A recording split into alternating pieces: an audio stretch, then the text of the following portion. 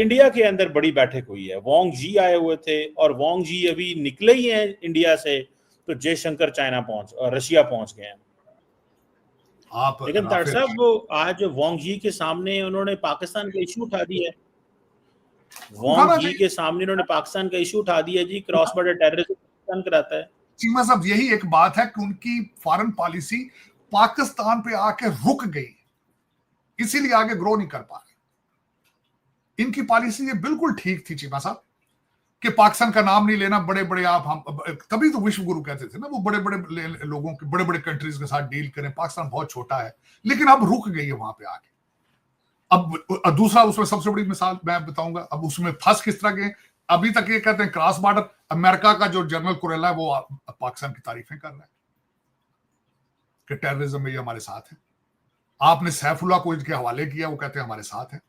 TTP का वो कहते हैं टीटीपी को इस्तेमाल नहीं करने देंगे। बीएलए आपकी प्रॉक्सी है, अब आप किस तरह ऑपरेट करेंगे। कल आपके क्वेटा के अंदर वो जो डॉक्टर काजी साहब पकड़े गए प्रोफेसर, जरा स्टेटमेंट सुने उनकी कि 32 हमले होने थे पाकिस्तान के अंदर और उन्होंने डायरेक्ट भारत की राह के ऊपर ब्लेम किया। डॉक्टर काजी ने पीएचडी जो आपके सरकारी स्कॉलरशिप पर पढ़ा, जरा सुने, गौर करें, गूगल करके देख लें, यूट्यूब पे देख लें उसके हालात क्या है। अब क्या करेंगे जब अब अमेरिकन वहां पे आके इन सारी चीजों को रोकेंगे, क्योंकि वहां पे अमेरिकन कंपनियां ना सिर्फ ऑयल ड्रिलिंग करेंगी, रेयर अर्थ मिनरल भी वहां से निकालेंगे।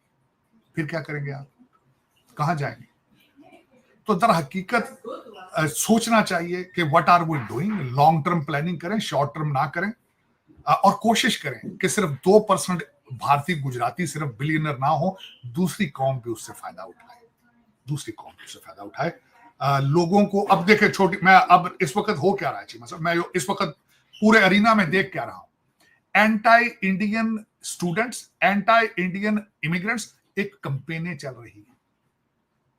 आपने नोट किया होगा यहां जो शिकागो के अंदर एक खातून भारतीय निजात पकड़ी गई थी, उसकी वीडियो कितनी वायरल हुई है, देखें जरा। फिर एक हांगकांग के एयरपोर्ट या सिंगापुर एयरपोर्ट पे जो एक बंदा चोरी करते पकड़ा गया, उसका कितना उसका शोर डाला गया। एक नई खबर आ चुकी है कि ऑस्ट्रेलिया के अंदर किस तरीके से स्टूडेंट जो है उन्होंने $10 मिलियन का गैंग बना के तो लूटते रहे हैं, स्टोरों के अंदर चोरियां करते रहे हैं, बेबी फार्मूला और इस तरह की चीजें। ये ऑस्ट्रेलियन गवर्नमेंट ने सारा कुछ किया। तो क्या आप अफोर्ड कर पाएंगे ये सारी दुनिया को अपने पीछे लगाना? नफरतें ही नफरतें, क्योंकि आपने बुनियाद नफरत की डाली है। आप ये नफरत पे प्रमोट कर रहे हैं, आपकी सियासत में भी नफरत, आपकी इकोनॉमी में भी नफरत, आप तो क्रिकेट में भी नफरत, आपकी स्पोर्ट्स में भी नफरत है। देख लें आप एंटी पाकिस्तान किस तरह करते हैं, हमने वहां मैच खेलना है, उनके साथ नहीं खेलना है, जाना है नहीं जाना है, देखें जरा। तो आपने इतनी नफरत प्रमोट की है, अब वो आपकी नफरत घर वापस आ रही है। अब वो नफरत जो आप पहले एक्सपोर्ट करते रहे हैं, अब इंपोर्ट हो रही है सारी। अब सारी दुनिया आपके खिलाफ जो है वो सारे वीडियो बना बना के एंजॉय कर रहे हैं, उनको वायरल कर रहे हैं। खुदारा इज्तनाब करें इस चीज से। मैं हमेशा ये कहता हूं, नफरतों में इतना आगे ना चले जाएं कि आपके दरवाजे, आपका दिमाग काम करना छोड़ दे। Please save yourself, save yourself.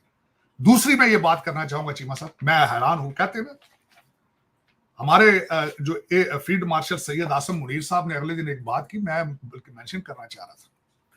उन्होंने टेम्पा में कहा था, उन्होंने कहा था मैं हिंदू रिलीजन के खिलाफ नहीं हूं, हिंदुत्व के खिलाफ। उन्होंने कहा हमारे पाकिस्तान के अंदर हमारे सिटीजन हिंदू हैं, लेकिन ये सर्टन माइंडसेट जो है, सर्टन जो ये जो एक आइडियोलॉजी है कि जो अगर मुसलमान है उनको घर वापसी होनी चाहिए, अगर मुसलमान शादी करता है तो लव जिहाद कर रहा है, मुसलमान के एक बच्चे से 2 बच्चे से ज्यादा है तो ये जिहाद कर रहा है, बच्चे को ज्यादा पैदा कर रहा है, इनकी अजानें बंद करो, ये शोर करते हैं, ये गंदे लोग हैं। एक मुसलसल एक प्रोपेगेंडा, मुसलसल। फिर मैं बार बार ये कहता हूं, ये 25 करोड़ लोगों को एक पॉइंट पे इस पे ना लेके जाओ कि वो बेचारे चौक होना शुरू हो जाए। पाकिस्तान में तो थोड़े से हिंदू थे, वो कभी जाते हैं इंडिया, वापस आ जाते हैं, रहते हैं, चले जाते हैं, उनकी सेहत में तो कोई असर नहीं पाकिस्तानी हो, क्योंकि बहुत थोड़े थे वहां पे।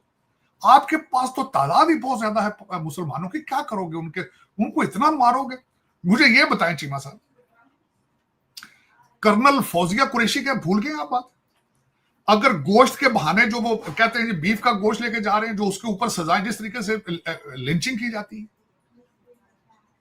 कहां तक लेकर जाओगे? चले।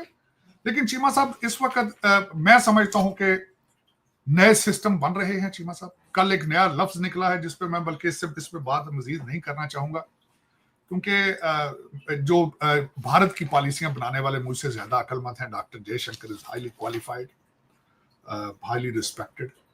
मोदी साहब इज वेरी, जो मैं हमेशा कहता रहा हूं कि इज वेरी नेशनलिस्ट। अल्टीमेटली उनको भारत का मुस्तकबिल प्यारा होना चाहिए, होगा, करते हैं वो।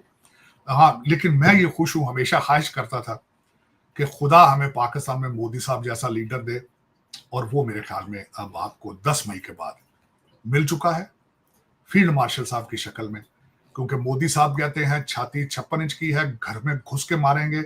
हमारे जो सैयद साहब हैं वो भी कहते हैं कि मैं पाकिस्तान के लिए शहीद होऊंगा, मेरे बच्चे भी मरेंगे पाकिस्तान को डिफेंड करते, मैं खुद भी मरूंगा। तो अब जोड़ बराबर का है।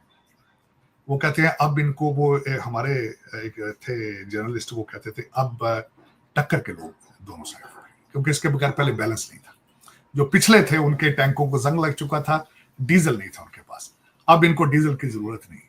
हमारा अब ये उनके अंदर मोडिया ने चौके साटा होंगे जाके। लेकिन है कि चीमा साहब अब टक्कर के लोग हैं दोनों साइडों पे, उधर 56 इंच की छाती है, इधर वो कहते हैं हम मरेंगे। तो अब स्काई इज द लिमिट। बल्कि मैं कहता हूं उनको बंद, ऑपरेशन सिंदूर बंद होने ही नहीं चाहिए। मैं कहता हूं जो पहले भी जंग चंद घंटे चली है, हमारे फील्ड मार्शल साहब ने कई दफा कहा कि 20 त्यारे हमने लाक किए थे, हम नहीं चाहते थे कि इतनी ज्यादा तबाही फेरी जाए। हालांकि इन्होंने हमारे गैरिजन्स के ऊपर हमले करते रहे, लेकिन नेक्स्ट टाइम, बल्कि उन्होंने कह दिया अगला रोड मैप डिफेंस का उन्होंने दे दिया, चीफ साहब ने, ISPR ने भी दे दिया।